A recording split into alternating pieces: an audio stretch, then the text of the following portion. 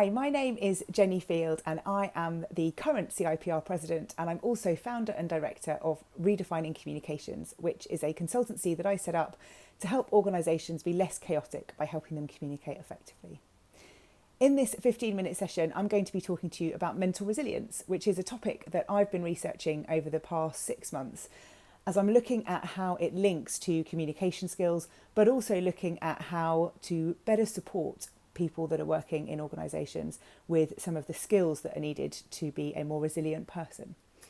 There are around 6 things I'm going to cover in the next 15 minutes, and we'll kick off with the 6, and then the last one is a bit of a cheat because it's actually 7 tips. So I've really got 13, but I'm going to go with 6 for now. So the first one to cover off is the fact that mental resilience is not something that is only in certain people. It's not the same as mental health, and it is something that we can all learn.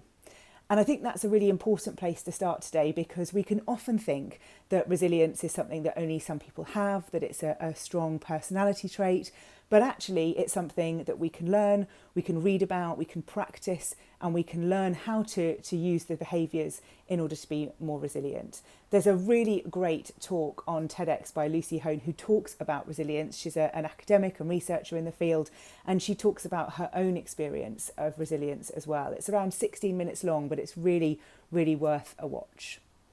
The second thing is the fact that we really need to understand ourselves as human beings. We don't understand ourselves that much, and I think when we work in communications, or if we work in any organisation, understanding how our brains work, how we respond to situations is really helpful for us when we're looking at resilience, but also looking at communication. Some of those things to understand are some of the basics around how our brains work and how that links to threat and reward and fairness and all of those things. So we are hardwired to focus in on threats. That's really because our brains are designed to predict, to keep us safe. And if they can't predict something, that's going to make us feel threatened. So when things feel quite ambiguous, we don't know what's happening, there's lots of uncertainty, that feeling of being threatened, or that state of feeling threatened, is going to be very real for us. We also focus on threats. So we're looking for those negative things around us, because we're looking for the things that are going to cause us harm. And we're more likely to look and focus on those things that we are looking and focusing on things that are going to bring us joy, because those threats millions of years ago would have killed us. So we still have the same brains that we had millions of years ago, and we're still looking for those things that are going to cause us harm, which is why we focus in on all of the negative stuff around us more than focusing in on the good.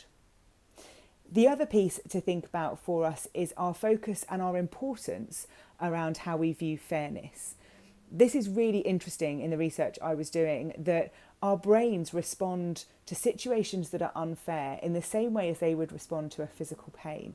And that for me was quite interesting. So the link between social pain and physical pain being, very, very similar for us in our minds. And fairness is something that at the moment is incredibly important, but you can see how people react to situations that are seen to be unfair, and how that can bring forward some really passionate responses from us. And that's because that's something that's really hardwired in our brains from a very, very, very long time ago. The third thing to think about is around the fact that resilient people have a real acceptance of the fact that stuff happens. That stuff happens that isn't very nice, that stuff happens that isn't amazing, that there isn't this belief that it's going to be all wonderful. And sometimes we can be made to believe that everyone else's lives are wonderful. Social media is great for that, seeing other people's highlight reels. But there is a reality and hardship quite often to people's lives, and we can often forget that because we're constantly bombarded with this sort of highlight reel that we're seeing from other people. One of the traits of resilient people is that acceptance of stuff. And you'll hear a lot of that when you're reading or looking into some of the resilience pieces, of that acceptance and being able to then move forward from there. One of the things resilient people will also look at is what they can control and what they influence. And there's some really good insight into being able to focus on the things you can control and letting go of the things that you can't. And that might be really small things like sitting in traffic and being annoyed that you can't get home. There is something to be said for accepting the fact that you're in traffic, you can't do anything about that, and using that time to either listen to an audiobook, listen to music, relax, whatever it might be. We can control how we respond to things, and that's one of the things to think about in terms of how you can reframe certain situations. The fourth thing is around social connection. So there are 7 C's of resilience. One of them is connection. And most of the reading I've done around looking at human behaviour, looking at resilience, looking at productivity, connection is a big one that comes up again and again. Matt Haig wrote in his book, Notes on a Nervous Planet, the fact that we have to edit our choices and that you can't read every book, you can't watch every film. And when I read that sentence a few years ago, it has stayed with me forever. And the fact that we can edit the choices of where we invest our time. And that's really important when we're looking at that connection piece, because who you invest your time with is really important to make sure that you're investing your time in the people that are the right people for you and the people that are helpful and not harmful. And I think that's a really nice way to frame it. There's other research out there that talks about the fact that you can't have deep and meaningful relationships with more than around 15 people. Now, for some, that will feel like a lot. For others, that will feel like that's hardly any. That's outside your immediate family. But it's basically saying that for us, it's easy for us to have lots of superficial relationships. But actually, if you want to have a real connection with somebody, you have to invest time in that relationship. And we only have the capacity to do that with around 15 people. So certainly worth considering who might be in your 15. You don't have to tell them, that might be weird, but you can have a think about who might be those 15 people for you that you want to invest time in and encourage a bit more of a relationship and connection with. What's important about that connection piece is that in some ways we're communicating what we're doing. So if we're editing choices, if we're setting boundaries, if we're making changes, communicating that is really important, because relationships, connections all thrive when communication is flowing freely.